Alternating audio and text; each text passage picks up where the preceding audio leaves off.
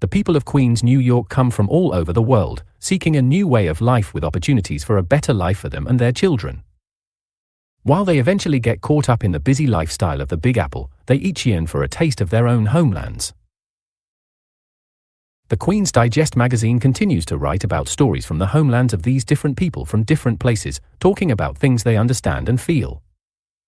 We will be discussing stories from the Caribbean, including Guyana, from Central and South America, and many countries in Europe. We will learn about these different people who are now our neighbors, schoolmates, workmates, and the people from whom we buy our groceries too. So sit back and let's find out about the people who came and continue to come to Queens, New York. Who was Burnham? Part 3.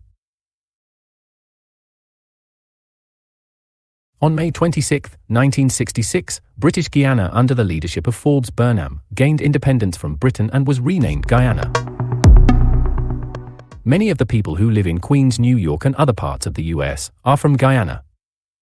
Today on the Queen's Digest magazine, we will continue to examine the legacy of the first executive president of Guyana, Lyndon Forbes Sampson Burnham. Under Guyana's new constitution, after gaining independence, the British Queen remained the head of state, represented by a Governor-General in Guyana, Sir David Rose. The head of government was the Prime Minister, a position held by Burnham, appointed by a majority in the National Assembly. He would retain that position, ostensibly unchallenged, until his death in 1985. One of Forbes Burnham's first moves immediately after the country became independent was to put in place the National Security Act. This National Security Act granted extensive search and seizure powers to members of the Guyana Police Force, the Guyana Defense Force, and to any other person that had enough political clout. The act also allowed for the detention of individuals for up to 90 days without trial. These powers were routinely misused against the Indo-Guyanese population and carried out by the Afro-Guyanese police and defense forces that had become mere arms of the ruling party. Forbes Burnham had learned how to utilize political power from the former colonial rulers. He learned well and was prepared to use these to the fullest extent. Burnham inherited electoral challenges due to racial voting patterns. In what was now Guyana, approximately 50% of the population was Indo-Guyanese, who most likely supported the opposition PPP. In a July 1966 meeting with his US supporters, Burnham discussed a plan to encourage Afro-Caribbean immigration into Guyana in order to boost his electoral prospects for the 1968 election. This plan, however, was never put into action. But at one point during that time, a telegram from the US ambassador in Guyana indicated to Washington that Burnham intended to remain in power indefinitely, even if it required unconventional methods. In October 1966, Venezuelan soldiers occupied Ancocco Island, part of the Essequibo territory to which Venezuela has had a long-standing claim. Burnham demanded their withdrawal, but his request was denied. While Burnham managed to suppress the PPP section of the Guyanese population, he struggled against the more powerful nation. Ancocco Island remains totally under Venezuelan control into the 21st century. In 1967, Burnham boasted that he could manipulate overseas vote figures. He then activated a plan to register all Guyanese of African descent in the UK, Canada, and the US to secure absentee votes.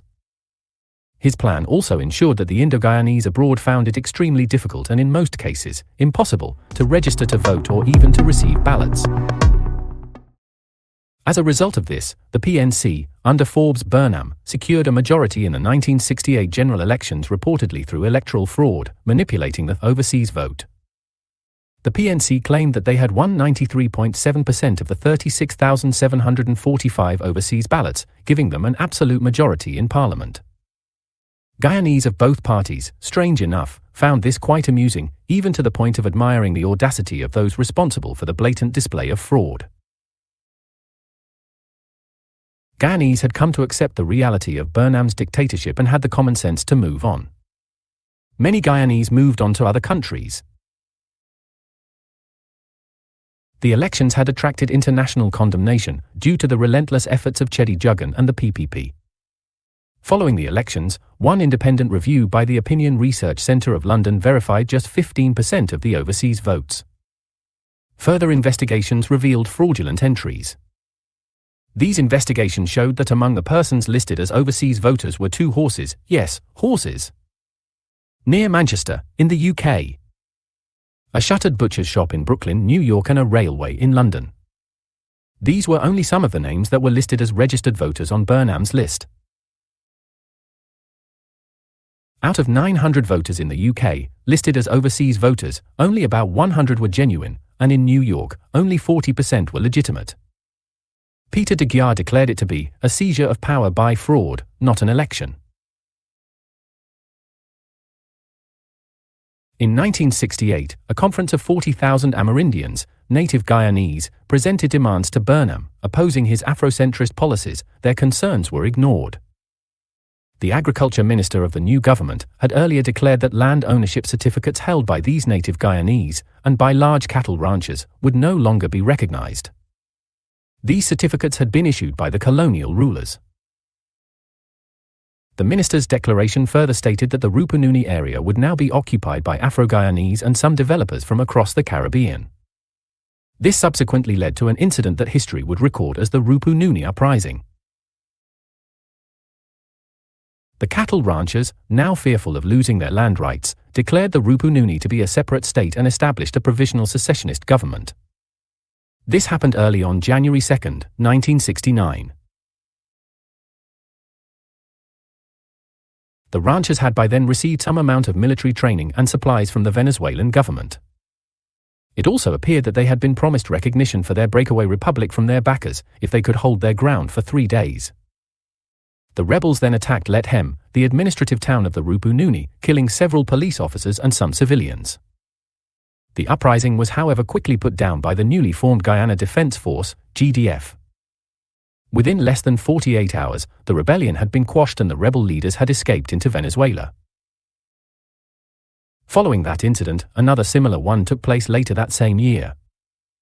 Suriname, a country located to the east of Guyana, like Guyana's western neighbor, Venezuela, also had territorial claims to a part of Guyana. Surinamese authorities had established a base in Guyanese territory right on their shared border. Once again the GDF proved their mettle, took control of the camp and asserted authority over the disputed Tigre area. Guyana continues to hold the camp despite a 1970 agreement to withdraw their military forces. While Forbes Burnham seems to have capitulated to Venezuela over the Ancocco Island affair, in retrospect, might that have been a strategic move on his part? Venezuelan forces are now on that island where their movements can be observed by Guyana's security services. Prior to 1970, Forbes Burnham had pursued moderate political policies, but in 1970, he shifted sharply to the left. His government established relations with the Soviet Union, December 17, 1970, Cuba, December 8, 1972, and North Korea. On February 23, 1970, he declared Guyana a cooperative republic. Adopting a policy of economic self-sufficiency, he banned the importation of several food and other consumer items. The banning of wheat flour, split peas, and condiments peculiar to Indian cooking was viewed as deliberately targeting that section of the population. However, this would see the creation of a decades-long, underground black market economy. This black market would be the source of many banned items, from cigarettes and foodstuff to auto parts and foreign currency. Forbes Burnham also nationalized major foreign-owned industries, reducing the private sector's share in the economy to 10% by 1979. Declaring Guyana as the cooperative republic, Burnham replaced the British monarch as head of state and rescinded the position of Governor-General. Arthur Chung was then made the first Guyanese president, a position that was mostly ceremonial. Guyana, however, remained a member of the Commonwealth of Nations, another well-calculated move by Burnham. The border dispute with Venezuela still lingered, but in another well-engineered diplomatic move, Forbes Burnham signed the Port of Spain Protocol. On June 18, 1970, Burnham met with Venezuelan government officials and signed the document which aimed to foster cooperation between the two countries over the border dispute. This protocol lasted for 12 years but was not renewed. After attending the 1970 summit of the Non-Aligned Movement in Lusaka, Zambia, Forbes Burnham made official visits to several African countries, including Zambia, Uganda, Kenya, Tanzania, and Ethiopia from September 12 to 30th of that year. Throughout the 1970s, the Guyanese government actively supported the African liberation movement. Burnham sent more than 100 Guyanese public servants to serve in various departments of the Zambian government. Many Guyanese professionals, including doctors, engineers, lawyers, and secretaries, worked in southern African states during this period. In 1972, Rabbi David Hill, an American fugitive, also known as Edward Washington, arrived in Guyana and established a religious sect called the House of Israel. This organization over the years came to be viewed as something of a private army for Burnham's PNC.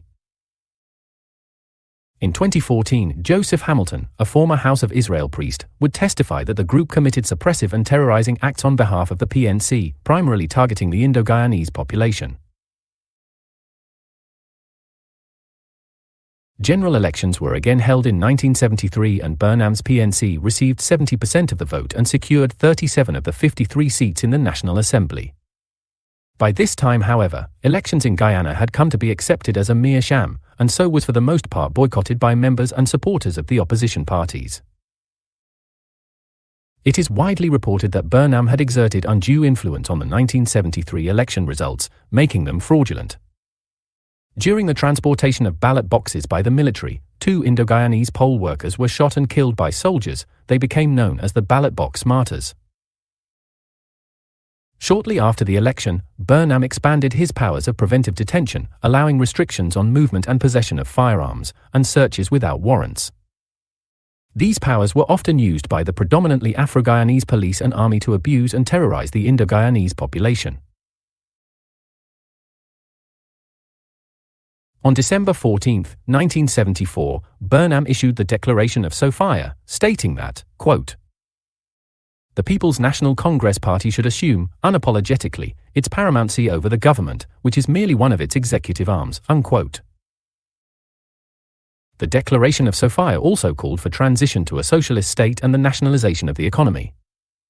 This led, among other things, to the founding of the Guyana National Service, a paramilitary organization under the party's control.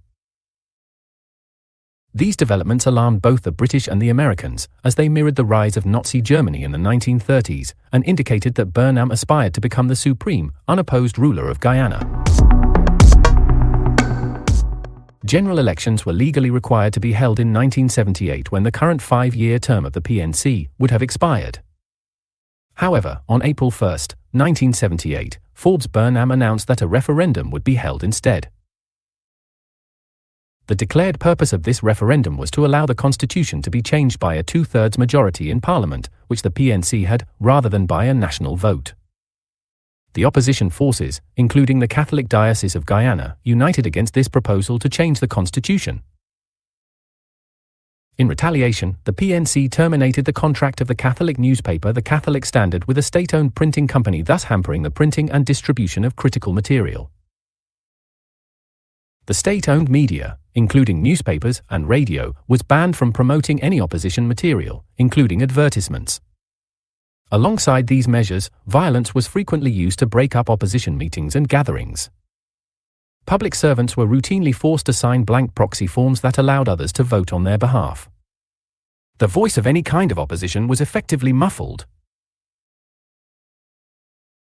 As preparations continued for the holding of this referendum, the United Nations declared that there were over 65,000 more people on the electoral roll than the registered number of eligible voters.